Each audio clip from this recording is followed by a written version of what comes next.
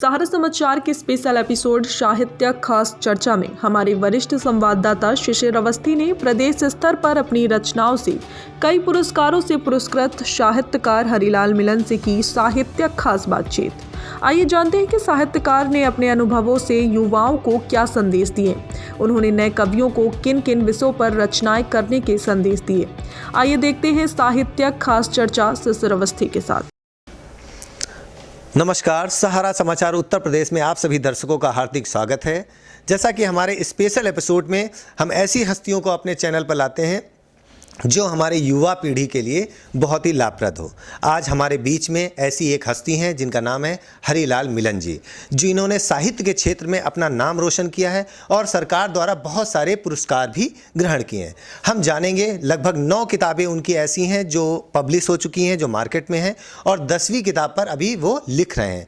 जानेंगे साहित्य के क्षेत्र में कौन सी ऐसी प्रेरणा थी जो उनको लेके आई है, जानते हैं। नमस्कार जी, मैं हरिलाल मिलन। मेरा जन्म 8 जुलाई 1954 को प्रतापगढ़ जनपद के अंतर्गत ग्राम पूरे गुलाब राय में हुआ।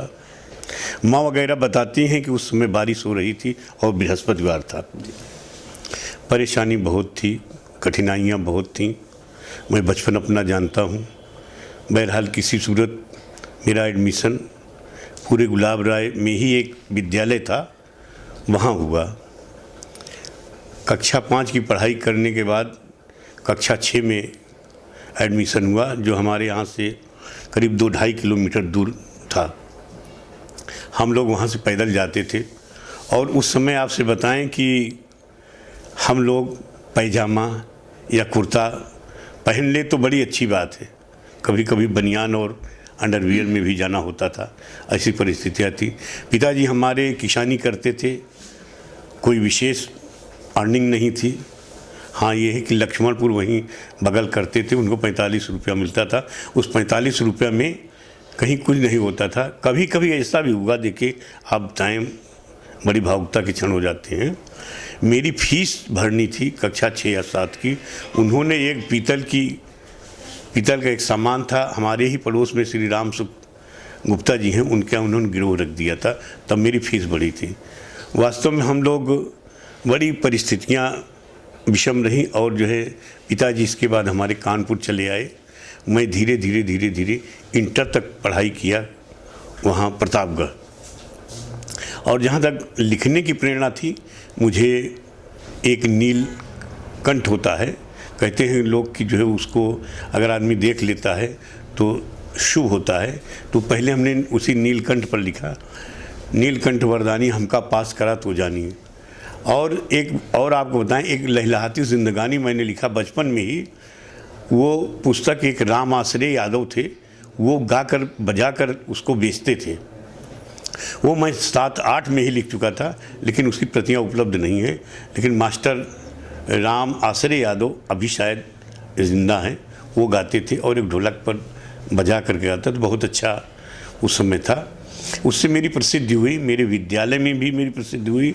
और वहाँ विद्यालय में मेरे पंडित मुनीश्वर दत्त उपाध्याय एक बार आए थे, राजस्व मंत्री, तो उनके ऊपर मुझे लिखने के लिए दिया था विद्यालय के प्रधानाचार्य ने।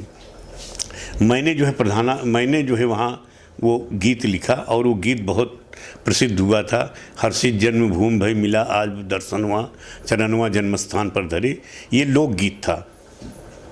वहाँ से फिर जो है इंटर करने के बाद मैं कानपुर आया।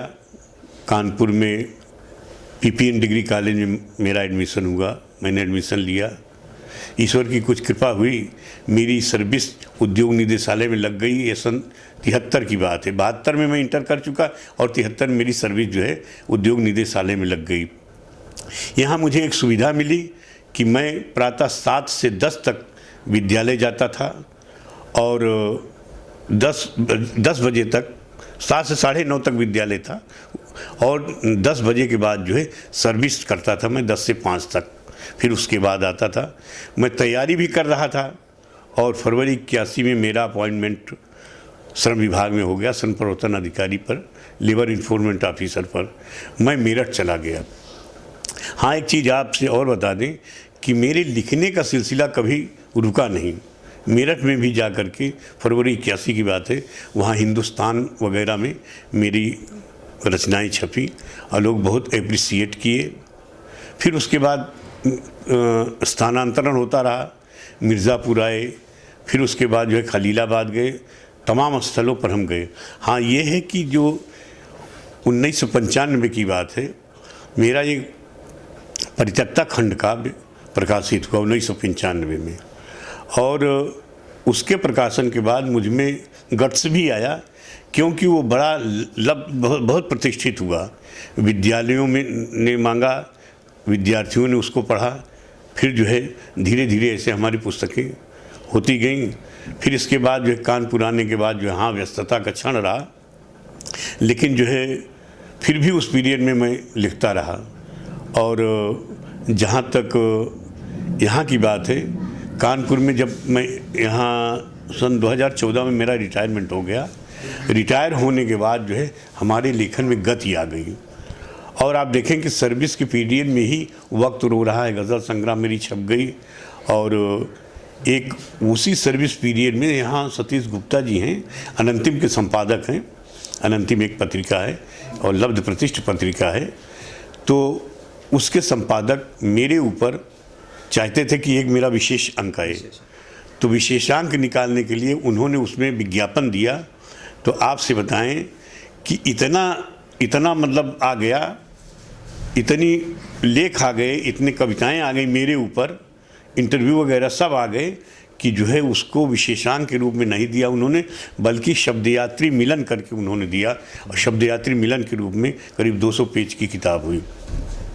इसके बाद जो है हमारा यहाँ काव्य क्षेत्र में मैं आ गया और काफ़ी मुझे प्रसिद्धि मिली।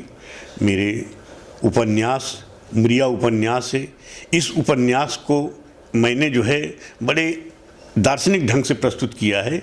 इसमें जो है मृिया जो है, मृत्यु को मैंने जो है मानवीकरण मृिया का किया, और मृिया को मैंने मृत्यु जो है स्त्री के रूप में मैंने प्रस्तुत किया। डॉक्टर जीवन है उसमें तो वो जीवन है, आत्मा है पात्र है उसमें तो वो आत्मा है। मतलब जो विशिष्ट गुणात्माएं थीं, जो विशिष्ट गुण थे, जो विशिष्ट बुराइयां थी, दोष भी थे, हमने उनको जो है मानव रूप में प्रस्तुत किया। इसलिए वो उपन्यास भी मेरा काफ़ी लोकप्रिय हो। तो जैसा कि आपने बताया हम लोगों को, मतलब एक सरकारी सर्विस में होने के साथ साथ आपने साहित्य के क्षेत्र में इतना काम किया, ये मतलब बहुत ही एक अच्छा मैसेज जाता है कि हम ये नहीं कि हमारी नौकरी लग गई है तो हम केवल वहीं के रह जाएं। आप कितना समय किस किस क्षेत्र में दे सकते हैं, कितना आगे बढ़ सकते हैं, एक बहुत बड़ी सीख है। तो आप युवाओं को क्या मतलब संदेश देना चाहते हैं, युवा इस क्षेत्र में कैसे आए और क्या क्या चीज़ें कर सकते हैं? देखिए, लेखन जो है वो जीवन से ही जुड़ जाता है। हर आदमी के पास ईश्वर ने सर्वगुण दिया है। हाँ, ये है कि परिस्थितियाँ पाकर के जैसे अंकुर होता है फूट जाता है। युवाओं को मैं यही चाहता हूँ कि वह जो भी रचना करें अपने देश के हित में करें, प्रेरणाप्रद रचनाएं करें। आज जो वर्तमान परिस्थिति में जो गीत नवगीत या इसके नाम पर लोग लिख रहे हैं, इसको बहुत ही अच्छी तरीके से लिखना चाहिए। इसमें शास्त्रीयता हो या ना हो, लेकिन व्यवहारिकता उसमें अवश्य होनी चाहिए, सैद्धांतिकता होनी चाहिए, और लोग इसको पढ़ें तो एक प्रेरणा लें कि हमें जो है, अब आप देखें इस समय की स्थिति है, हर विषय पर लोग लिख रहे हैं, और जो है आतंकवाद इस समय जो है हावी है, उस पर कोई नहीं लिख रहा है। और जो है अगर उस पर लिखा जाना चाहिए, और जो है जो शहीद हो रहे हैं उनको कहानी रूप में, कविता रूप में प्रस्तुत करना चाहिए, और जो है उसको विषय बनाना चाहिए। और वहाँ जो है मतलब विषय बच्चों को पढ़ना चाहिए, युवाओं को चाहिए कि इन विषयों को वो पकड़ें, इन विषयों पर वो लिखें। और वर्तमान परिस्थितियों पर तो लोग लिख ही रहे हैं। तो बहुत अच्छा देखिए मिलन जी ने बताया कि हमको देशभक्ति, देश में जो आतंकवाद बढ़ रहा है, इन सभी विषयों पर लिखना चाहिए, जिसमें लोगों के अंदर एक नई भावना है, देश के प्रति भावना है, जिससे उसका कुछ अर्थ निकले। तो ऐसी रचनाओं को करना चाहिए। जैसे कि मिलन जी, हम जानते हैं कि आपको बहुत सारी पुस्तकें आपने लिखी हैं, बहुत सारे, सबसे ज़्यादा मतलब सम्मान पाने वाले व्यक्ति आप कानपुर महानगर से हैं। जी हाँ। तो आप हमको बताइए कौन कौन से सम्मान अभी तक आपको प्राप्त हुए हैं, और साथ में कौन कौन सी रचनाएं हैं, जो 9 रचनाएं आपकी? देखें, सबसे पहले हमें जो है परित्यक्ता खंड काव्य मेरा प्रकाशित हुआ 1995 में। इस पर जो है कलकत्ता की एक संस्था है परिवार मिलन, राष्ट्रीय एकता एवं अखंडता की संस्था है वो, तो वहाँ काव्य वीणा सम्मान दिया जाता है। तो वर्ष 1916 में हमारी पुस्तक सर्वश्रेष्ठ पुस्तक मानी गई परित्यक्ता खंड काव्य, और मुझे काव्य वीणा सम्मान 51,000 का मिला। बहुत अच्छा। इसके बाद पुरस्कारों की तो एक लंबी श्रृंखला है, बहुत लंबी श्रृंखला है, फिर भी आपको बताते हैं। हाँ, महत्वपूर्ण जो बताते हैं। हमें उत्तर प्रदेश शासन से अभी कबीर नामित पुरस्कार मिला। मेरे गीत संग्रह है नमन भारत भारती, उस पर मुझे 75,000 का पुरस्कार मिला और कबीर सम्मान मिला। फिर इसके बाद जो है मेरी एक किताब है वो गीतों की, अंधेरे भी उजाले भी, उस पर मुझे सुब्रह्मण्यम भारती पुरस्कार दिया। उत्तर प्रदेश राज्य कर्मचारी संस्थान ने 1 लाख का पुरस्कार दिया। काव्य वीणा सम्मान के बाद मुझे उत्तर प्रदेश हिंदी संस्थान से 75,000 का पुरस्कार नमन भारत भारती पर मिला। एक कबीर नामित पुरस्कार है। इसके बाद फिर जो है मुझे राज्य कर्मचारी संस्थान से, मैंने बताया कि राज्य कर्मचारी संस्थान से सुब्रह्मण्यम भारती पुरस्कार मिला 1 लाख रुपए का। अभी हाल में ही मुझे साहित्य भूषण मिला है, और ये साहित्य भूषण उत्तर प्रदेश सरकार देती है, लेकिन ये जो है साहित्य भूषण हम तो समझते पूरे वर्ल्ड में होता है, क्योंकि हिंदी का जहाँ भी होता है वो अप्लाई कर सकता है और उसको भी पुरस्कृत किया जाता है। तो ये मतलब अपने देश में तो पूरा है ही है, और जो है तो इस प्रकार ये देश के स्तर का है, और मुझे जो है देश विदेश के स्तर का है। इसे मुझे जो है पुरस्कृत किया साहित्य भूषण पुरस्कार, मेरे समस्त साहित्य पर उत्तर प्रदेश हिंदी संस्थान ने पुरस्कृत किया मुझे, और ये बहुत अच्छा रहा। क्योंकि देखिए, किसी किताब का कोई लिखता है, कोई वो करता है, उसको एक मिलता है, तो वो उसमें उत्साहवर्धन भी होता है। बिल्कुल। तो जैसा कि हमको मिलन जी ने बताया कि कौन कौन से पुरस्कार से अभी तक पुरस्कृत हुए हैं, और जिनकी धनराशि भी आपने बताई कि साथ में क्या क्या धनराशि दी जाती है, क्योंकि किसी कवि के लिए या किसी साहित्यकार के लिए बहुत महत्वपूर्ण हो जाता है कि उसने अगर कोई रचना की है और उसको एक प्लेटफॉर्म मिले, एक स्टेज मिले जहाँ पर उसको पुरस्कृत किया जाए हमारे जो वरिष्ठ लोग हैं उनके द्वारा, तो बहुत महत्वपूर्ण है। मगर आपने महसूस किया मतलब इसकी धनराशि सरकार की तरफ से बहुत कम है। इस क्षेत्र में लोगों को मतलब 50,000, 75,000, 1 लाख रुपए एक साहित्य रचना करता है, जो हमारे युवाओं के लिए बहुत महत्वपूर्ण होती है। युवाओं को क्या लगेगा, मतलब इस क्षेत्र में हम आएँ और एक रचना करें, उसके बाद हमको 75,000 की राशि मिलेगी 1 लाख की, इसके विषय में क्या बोलना चाहेंगे? अब राशि का निर्धारण तो सरकार ही करती है, लेकिन आप देखें ये बात तो मैं कहूँगा कि लेखन जो होता है वो पूरा समर्पण भाव है, पूरा जीवन समर्पित करके। कभी कभी ऐसा होता है, आप देखें एक गीत लिखने में हमें अनेकों महीने लग जाते हैं, कई महीने लग जाते हैं, तब कहीं होता है। तो इसमें गीत में जो है समर्पण की भावना होती है, लेखन में रचना में समर्पण की भावना होती है। तो यदि सरकार चाहे तो इस पर विचार कर सकती है, इसलिए कि अब आप देखें, यहीं से मैं आपको उदाहरण दे रहा हूँ। आप मेरे पास बैठे हैं, लेकिन आप देखिए कि आपने जिन किताबों को पढ़ा है वो किताब लिखने वाले मेरे जैसे ही लोग तो हैं। बिल्कुल सत्य। हाँ, ये है कि किसी और ने लिखा है।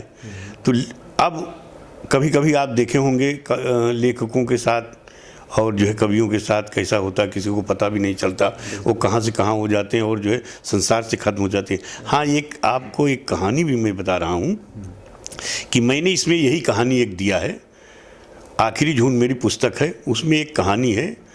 तो वो कहानी जो है मतलब उसमें एक वो पात्र है, दो मित्र हैं। एक मित्र जो है राजनीति में चला जाता है, दूसरा मित्र जो है वहीं रहता है, गांव में ही रहता है। कालांतर में उसको जो है पुरस्कार घोषित होता है मित्र को, दूसरे मित्र को, और जो पहला मित्र होता है वो राजनीति में होता है, वो पुरस्कार को लेकर के जाता है और वो हंसता है कि जो है आज मैं अपने मित्र को दूंगा वो पुरस्कार। लेकिन अफसोस की बात ये है कि वो मित्र जब पुरस्कार लेकर जाते हैं तो वो उनसे पहले ही समाप्त हो चुका होता है। तो इसमें मैंने ये दिखाया है कि कभी कभी पुरस्कार डिसाइड ही नहीं हो पाता कि मिलना चाहिए कि नहीं मिलना चाहिए, कितने दिन बाद मिलना चाहिए, 2-2 3-3 साल तक नहीं। पहले मिलता था, अब तो बहुत अच्छा चल रहा है भाई। अब जो है पुरस्कृत लेखक वगैरह पुरस्कृत किए जा रहे हैं, बल्कि पुस्तकों पर सुनते हैं गवर्नमेंट कुछ सहायता भी देती है।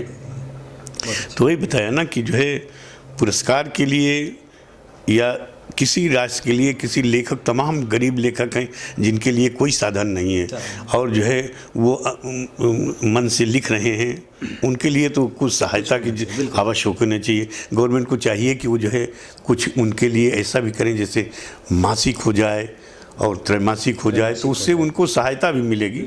आखिर जो कुछ वो लिख के जाते हैं वो आपको ही तो दे के जाते हैं। तो मिलन जी ने बहुत अच्छा बताया हमको कि ये धनराशि को हमको बढ़ाना चाहिए। देखिए, अगर हम लोग बॉलीवुड में जाएं, बॉलीवुड में एक गाना गाता है आदमी, उसको लाखों करोड़ों रुपए दे देते हैं, ठीक है, जिसका कोई अर्थ भी नहीं होता है, उसका अनर्थ निकलता है जो हमारी युवा पीढ़ी के ऊपर बहुत ही गलत असर डालता है। मगर आपकी जो रचनाएं हैं, साहित्य की जो रचनाएं हैं, वो हमको ज़मीन से जोड़ता है। तो सरकार को बहुत ध्यान देना है इस तरह की।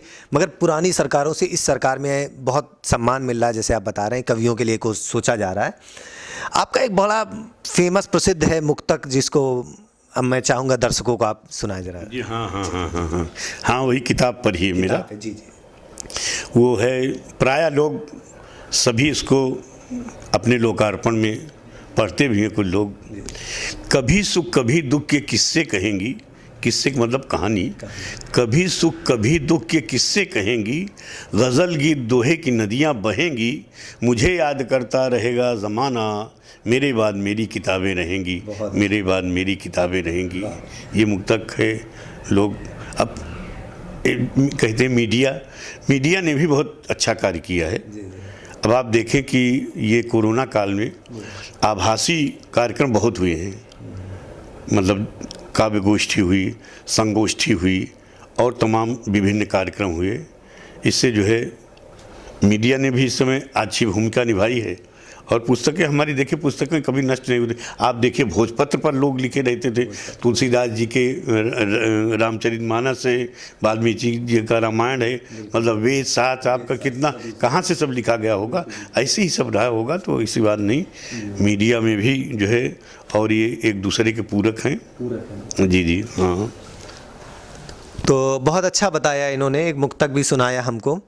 तो जैसा कि सरकार को भी साहित्य के क्षेत्र में बहुत ध्यान देने की ज़रूरत है, जिससे युवाओं के अंदर भी एक जोश आए काम करने का और आगे साहित्य के क्षेत्र में अपने आप को आगे बढ़ाने का।